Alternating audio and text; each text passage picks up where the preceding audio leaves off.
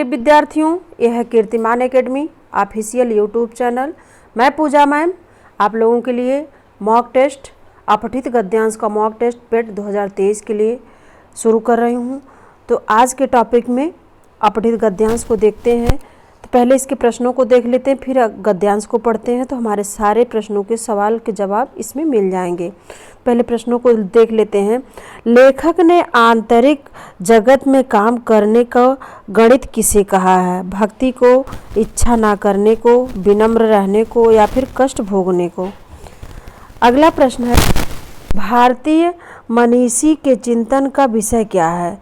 जीवन मृत्यु का चिंतन, जीवन और आत्मा का चिंतन, इच्छा और अनिच्छा का चिंतन, प्रकृति और पुरुष का चिंतन।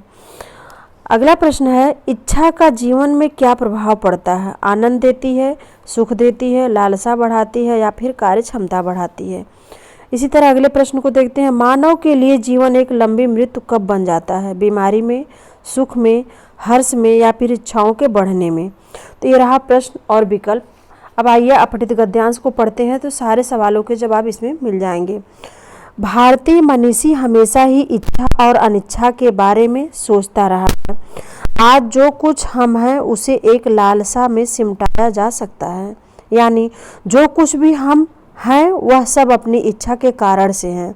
यदि हम दुखी हैं, यदि हम दास्ता में हैं, यदि हम अज्ञानी हैं, यदि हम अंधकार में डूबे है तो केवल इच्छा के कारण से ही है। क्यों है यह दुख? क्योंकि हमारी इच्छा पूरी नहीं हुई। इसलिए यदि आपको कोई इच्छा नहीं है तो आप निराश कैसे होंगे? यदि कहीं आप निराश होना चाहते हैं तो और अधिक इच्छा करें। यदि आप और दुखी होना चाहते हैं तो अधिक अपेक्षा करें, अधिक लालसा करें और अधिक आकांक्षा करें। इससे आप अधिक दुखी हो ही जाएंगे। यदि आप सुखी होना चाहते हैं तो कोई इच्छा ना करें। यही आंतरिक जगत में काम करने का गणित है। इच्छा ही दुख को उत्पन्न करती है। तो ये रहा पठित गद्यांश। सारे सवालों के जितने प्रश्न मैंने पढ़ा अभी, सारे सवालों के जवाब इसमें हैं। तो आइए देखते हैं।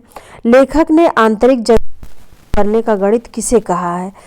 तो चलते चलते अभी लास्ट में आपके इस सवाल का जवाब मिला है। तो इच्छा ना करने को कहा है, यानी विकल्प बी इसका उत्तर सही होगा। अगला प्रश्न इसमें देखते हैं। भारतीय मनीषी ने चिंतन का विषय क्या कहा है? चिंतन का विषय क्या कहा है इसमें से, यानी किसको चिंतन का विषय माना है? तो इच्छा और अनिच्छा का चिंतन ही भारतीय मनीषी के चिंतन का विषय है। इसलिए विकल्प सी उत्तर इसका सही होगा। आगे प्रश्न है, इच्छा का जीवन में क्या प्रभाव पड़ता है?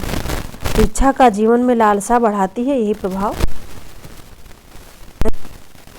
आएगी। इसलिए विकल्प सी उत्तर इसका सही है। आगे प्रश्न है, मानव के लिए जीवन एक लंबी मृत्यु कब बन जाता है? तो मानव के लिए जीवन एक लंबी मृत्यु इच्छाओं के बढ़ने से बन जाता है। इसलिए विकल्प डी उत्तर इसका सही होगा। आइए दूसरा देख ले।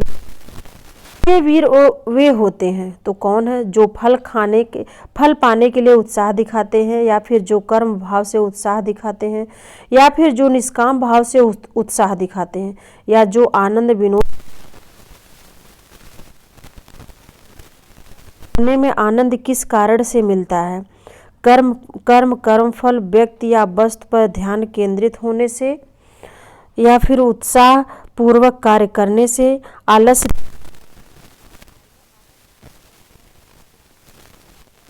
जैसे।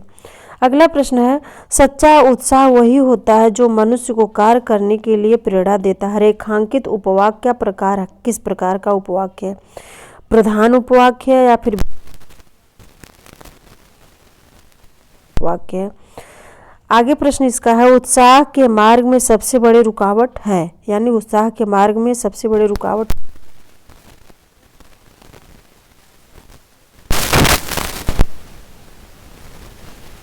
सच्चा उत्साह वही होता है जो मनुष्य को कार्य करने के लिए प्रेरणा देता है।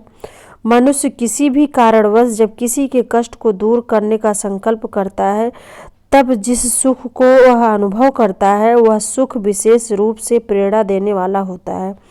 जिस भी कार्य को करने के लिए मनुष्य में कष्ट, दुख या हानि को सहन करने की ताकत आती है, उन सबसे उत्पन्न आनंद ही उत्साह कहलाता है। उदाहरण के लिए दान देने वाला व्यक्ति निश्चय ही अपने भीतर एक विशेष साहस रखता है और वह धन त्याग का साहस है। यही त्याग यदि मनुष्य प्रसन्नता के साथ करता है तो उसे उत्साह से किया गया दान कहा जाएगा। उत्साह आनंद और साहस का मिला जुला रूप है। उत्साह में किसी न किसी वस्तु पर ध्यान अवश्य केंद्रित होता है, वह चाहे कर्म पर, चाहे कर्म के फल पर और चाहे व्यक्ति या वस्तु पर हो। इन्हीं के आधार पर कर्म करने में आनंद मिलता है। कर्म भावना से उत्पन्न आनंद का अनुभव केवल सच्चे वीर ही कर सकते हैं, क्योंकि उनमें साहस की अधिकता होती है। सामान्य व्यक्ति कार्य पूरा हो जाने पर जिस आनंद का अनुभव करता है, सच्चा वीर कार्य प्रारंभ होने पर ही उसका अनुभव कर लेता है। आलस्य उत्साह का सबसे बड़ा शत्रु है। जो व्यक्ति आलस्य से भरा होगा उसमें काम करने के प्रति उत्साह कभी उत्पन्न नहीं हो सकता। उत्साही व्यक्ति असफल होने पर भी कार्य करता रहता है। उत्साही व्यक्ति सदा दृढ़ निश्चयी होता है। तो ये तो था अपठित गद्यांश, लेकिन सारे प्रश्नों के सवाल के जवाब इसमें है। सच्चे वीर वही होते हैं, तो कौन है? जो कर्म भाव से उत्साह दिखाते हैं, यानी विकल्प बी उत्तर इसका सही है। आगे प्रश्न, कर्म करने में आनंद किस कारण से मिलता है? तो आनंद कर्म करने में आनंद मिलता है हमको कर्मफल व्यक्ति या वस्तु पर ध्यान केंद्रित होने से मिलता है, यानी विकल्प ए उत्तर इसका सही होगा। आगे प्रश्न है, सच्चा उत्साह वही होता है जो मनुष्य को कार्य करने के लिए प्रेरणा देता है। रेखांकित उपवाक्य का प्रकार बताइए। तो यह जो रेखांकित उपवाक्य है यह है विशेषण उपवाक्य, यानी विकल्प बी उत्तर इसका सही होगा। अगला प्रश्न, उत्साह के मार्ग में सबसे बड़ी रुकावट क्या है?